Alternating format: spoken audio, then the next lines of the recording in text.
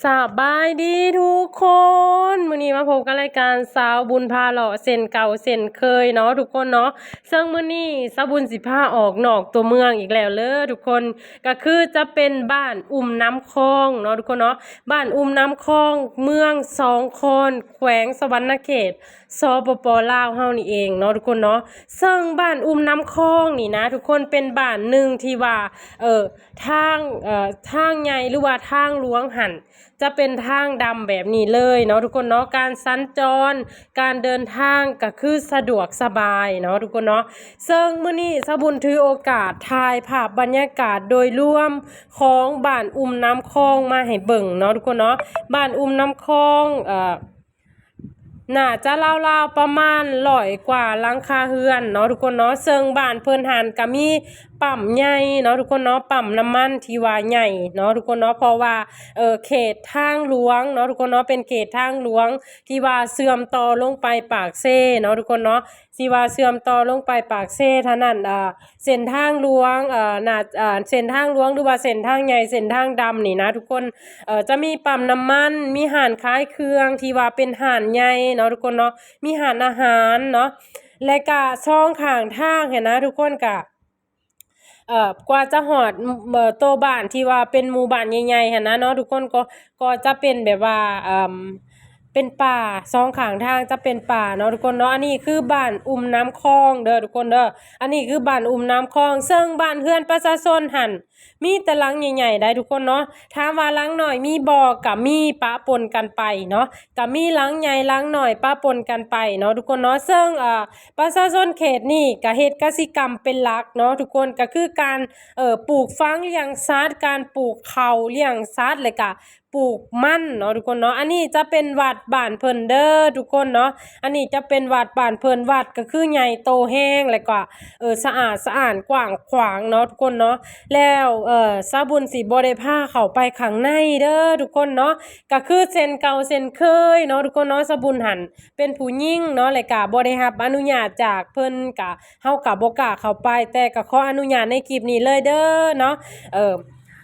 ขออนุญาตในคลิปนี้เลยขออนุญาตถ่ายคลิปเนาะทุกคนเนาะก็คือเพื่อให้พี่น้องบ้านเฮาหรือว่าพี่น้องลาวเฮาหรือว่าพี่น้องต่างประเทศเนาะทุกคนเนาะให้เพิ่นได้เห็นได้ชมว่าบ้านเมืองของประเทศลาวเฮาเป็นจังใดความเป็นไปเป็นมาหรือว่าประชาชนบ้านเพิ่นหรือว่าประชาชนบ้านอุ้มน้ำคองนี่เนาะทุกคนเนาะไปทำงานเนาะอยู่ต่างประเทศเนาะแล้วคิดฮอดบ้านคิดฮอดซองเนาะก็สามารถเข้ามาเบิ่งคลิปข่อยได้เด้อทุกคนเนาะข่อยก็สิพยายามไปให้เนาะทุกคนเนาะบ่ว่าสิเป็นเมืองไซภูทองบ่ว่าสิเป็นเมืองสองคอนบ่ว่าสิเป็นเมืองอื่นๆเนาะทุกคนเนาะข่อยก็จะพยายามไปให้ก็สิคือว่าสิไปให้ครบเบิดหั่นแหละเนาะทุกคนเนาะถ้าเป็นไปได้ก็คืออยากไปให้ครบเบิดสุบ้านหั่นแหละเนาะในสปป.ลาวเฮาเนาะทุกคนเนาะแล้วเส้นทางหน่อยหรือว่าเส้นทางตามซอยต่างๆเนาะทุกคนเนาะตามตอกซอกซอยต่างๆก็จะเป็นทางคอนกรีตแหละเด้อทุกคนเนาะเพิ่นก็จะมีการเฮ็ดทางคอนกรีตเนาะทุกคนเนาะเพราะว่าบ้านเมืองของเฮาก็ต้องมีการพัฒนาไปเรื่อยๆเนาะทุกคนเนาะเฮาเข้ามาข้างในนี่ก็จะสังเกตเห็นว่าก็จะมีบ้านเรือนประชาชนที่ว่ายังเป็นเพื่อนแบบว่าทรงโบราณอยู่เนาะทุกคนเนาะที่ว่าเพิ่นอนุรักษ์รักษาไว้เนาะทุกคนเนาะเพื่อว่าให้รุ่นลูกรุ่นหลานเฮาได้ศึกษาเรียนรู้เนาะทุกคนเนาะว่าความเป็นไปเป็นมาของประชาชนบ้านอุ้มน้ำคองนี่เป็นไปเป็นมาจังใดเนาะทุกคนเนาะอันนี้จะเป็นภาพบรรยากาศโดยรวมเด้อทุกคนเด้ออันนี้จะเป็นภาพบรรยากาศโดยรวมของบ้านอุ้มน้ำคองเนาะทุกคนเนาะและก็บ้านอุ้มน้ำคองนี่ก็เป็นชนเผ่าลาวเนาะทุกคนเนาะเป็นชนเผ่าลาวเว้าภาษาลาวคือข่อยนี่แหล้วเนาะทุกคนเนาะหลังจากนั้นสะบุญก็สิพาเลาะเลยเนาะทุกคนเนาะเลาะให้ทั่วเลยพยายามไปแต่ละบ้าน